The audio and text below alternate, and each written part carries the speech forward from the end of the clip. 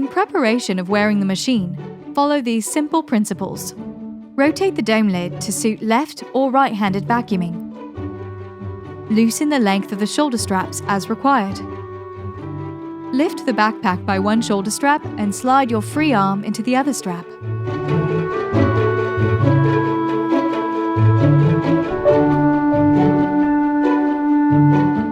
Tighten the hip band by crossing one side over the other. The machine should rest comfortably on your hips.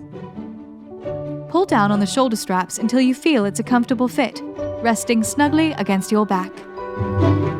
Adjust the position of the chest strap to suit and close to secure.